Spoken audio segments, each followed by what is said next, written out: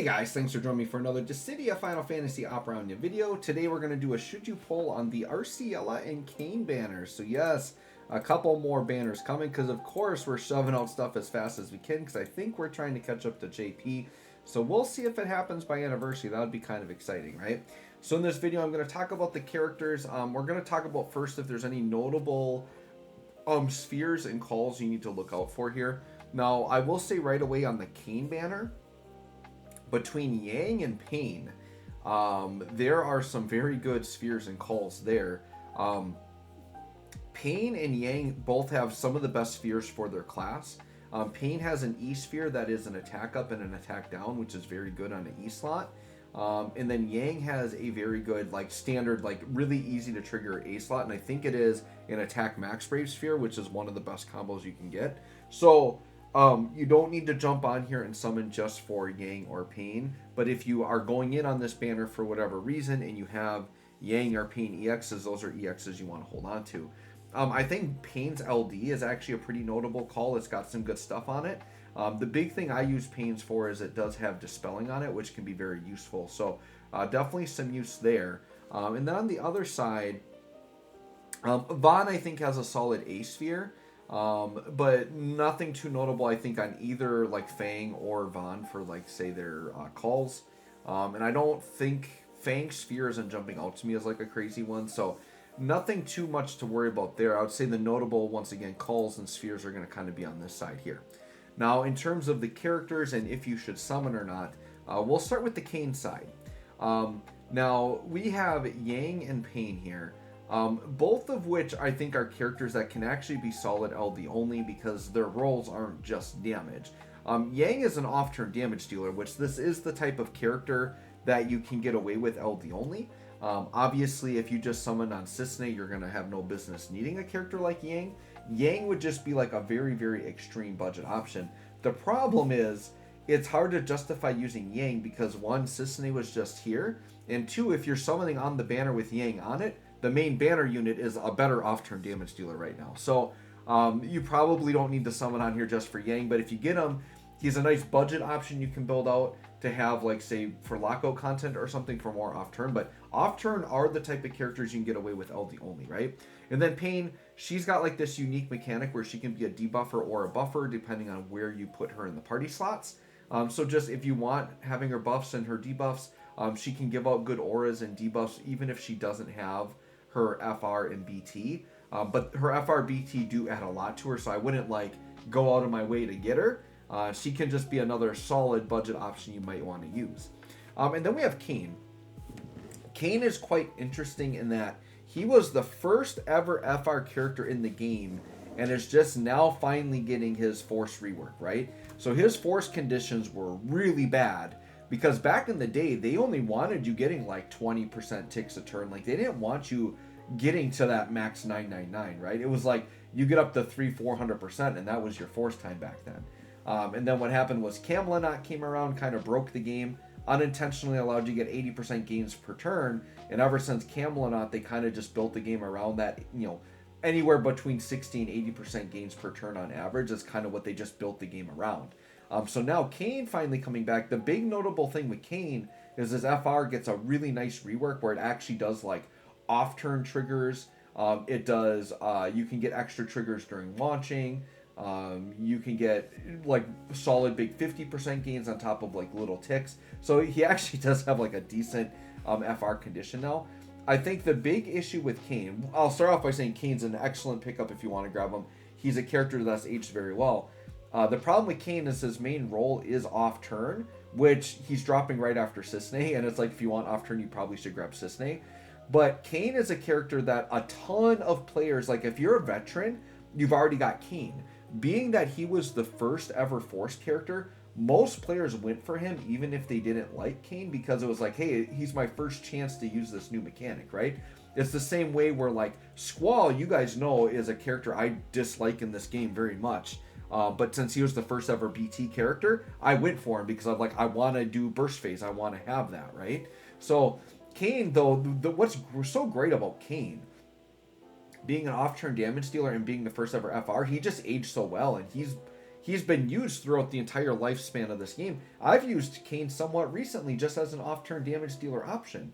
Now, Kain is not going to deal nearly as much damage as Cissnei, but Kain's actually big advantage is that he jumps in the air, which actually can mean a lot, right? So what that means is, and I've talked about this before, you can take Kain and you can put a locking sphere on him to force the enemies to lock onto him. He can jump in the air, and when the enemies attack his slot, they miss, right?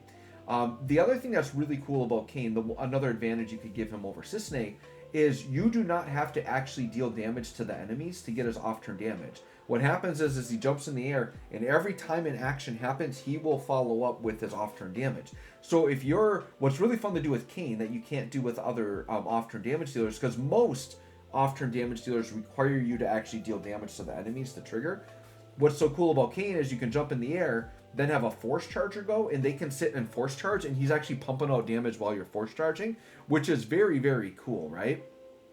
So his damage I don't think will compare to Cissnei, but what's really nice about this rework is they're just upping all of his numbers, so his on-turn damage is going to be more on par with what you're used to seeing. He's still going to do what he did very well in his off-turn damage. The numbers are going to be there. They're going to be higher. He's just another very abusable character you can use, right? So I've talked about this before with other of these kind of older, like, reworked characters. If you're a veteran, you already got him. Free upgrade. Great. You got him. You're good to go, right? Newer players that don't have him, I would say you probably would skip and get Cissnei, right? Because Cissnei's just the superior option. But if you're a Kain fan, he's still ridiculously good, and it's good to have more than one off-turn in your box for lockout content, or like what I showcased with Vice and Cissnei. Why not run multiple off-turn on the same team and really abuse that with the turn hogger? So if you feel like you need another off-turn damage dealer, Kain is definitely worth pulling for. But because Cissnei is literally sitting right there, it's hard for me to tell players that they should pull on this, right? So I'm going to recommend most players to probably skip. But if you feel like you really want another off-turn, he is a really great option. And once again, veterans like me, we already got him. Free upgrade. Woohoo. Because he already had his BTFR, so we've got everything we need for him. He's going to be good to go. All right, so let's go over here to Arciela. So we've got Arciela, Fang, and Vaughn. Fang and Vaughn, like, Fang is LD only. Not good right now. She's a little bit of a debuffer, has a little bit of launch, a little bit of damage, but she's not really usable, to be honest. I want Fang to get a really nice FRBT because I think Fang, she kind of, to me, falls into the same categories like Lulu, where she's a character that really hasn't gotten enough love in this game, and I really like her as a character, and I would like Fang to be very good. So we'll see what happens on her rework. She's someone that maybe she's had it in JP. I don't think she has, though. I think she might be in Lulu territory where they haven't gotten it yet. And then we got Vaughn. Vaughn is like a solid damage dealer right now, but you got to have his FRBT. And even at that, he's aging out extremely quickly. And I've talked about this before. Damage dealers age quicker than normal, and on global, they're aging even faster because the game is moving lightning fast. I feel like a character like Ignis is way out damaging Vaughn, and Ignis is like a ridiculous support character that does everything, whereas Vaughn's mainly like damage and has like a brave retain thing. But yeah, definitely don't go for Vaughn. And the other thing is we have to think of Vaughn LD only. Definitely not worth going in on here. So I wouldn't worry about these side characters on Arciela, but if you want Arciela, she herself I do think is a worthy character to go in on. Now Arciela is going to be a really nice, interesting support character. And she's a support character in a different way in that she does battery and heal, which are nice support things you want. But she's kind of a combination support / debuffer. The big thing Arciela is missing is she doesn't have force charging. And that is a big like negative against her. But she definitely makes up for it in the rest of her kit. She's what I would refer to as pretty much a shutdown character. And what I mean by that is she pretty much makes it so the enemies can't kill you. She's kind of like an instant win condition. And this is why her value is so high, even though she doesn't force charge. The thing with her, you could also argue, is she doesn't need to force charge because she's just going to make the enemies not be able to do anything to you anyways until you're ready to go into force. So I think in that aspect, she's going to be fine. And she's another good example of a character maybe that benefits from retain, being that you can just let the fight extend out longer. Doesn't matter if you rush into it. You don't have to rush back into it after you get done with one. So you can get away, I think, a little bit more without force chargers. and she allows you to help avoid that because she shuts down the enemies. Well, so how does she shut down the enemies? So she is a stance-based character, so she kind of has a support stance and a debuff stance, and in her support stance she does battery and healing, and she gets like a special HP plus that you can just spam over and over again, or she goes into her debuff stance where she puts HP silence down.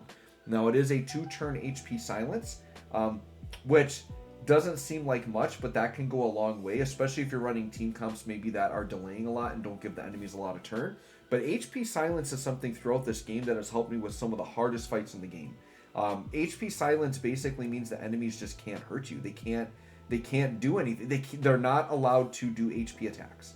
So if an enemy if an enemy has HP silence on and they attempt to do an HP attack, the screen just says cannot attack due to silence, and they literally just don't act. It's kind of like a paralyze, right? It's something that newer players might not be very familiar with, because like her and Kefka are like the 2 main HP silence characters, and they just haven't gotten reworks in so long. So players just haven't even been seeing HP silence in the game. It's a very busted mechanic, and that's really like the main draw to her, is the HP silence. Now the other thing she's got on her LD is actually really nice. Her LD puts a debuff down that actually increases the party's HP damage, which is very valuable. But the other thing is it stops the enemies from gaining Brave. Now, I talked about this earlier in the monthly pull plan.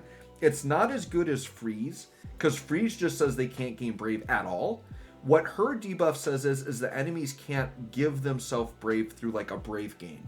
So what they can do is they'll still get their eye Brave, which means if they like their turn goes and their eye Brave hits where like they unbreak themselves, they'll still get that Brave gain.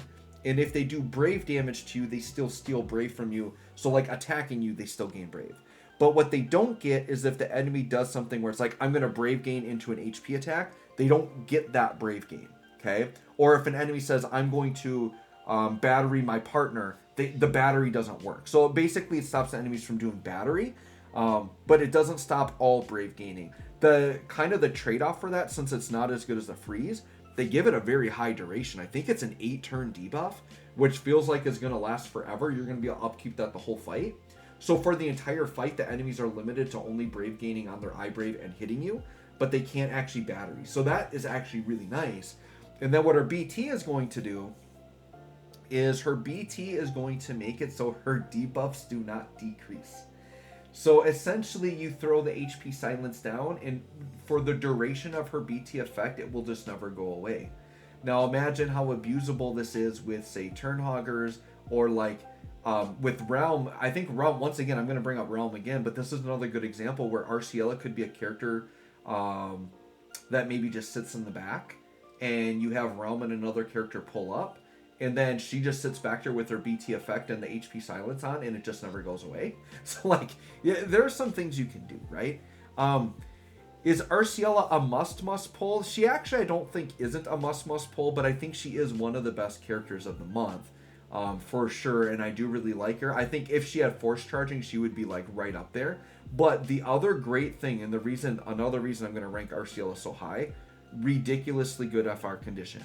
Once again, we've seen with Ignis, Rosa, like how good a good FR condition can be. Because the other thing I forgot to mention that she gets in her kit is she makes it so the enemies can't buff themselves. And so she's applying debuffs, making it so the enemies can't buff themselves, making it so they can't HP damage you, making it so they can't Brave gain. You guys get what I mean when I say she is a shutdown character? She just is blocking the enemies from doing everything, okay?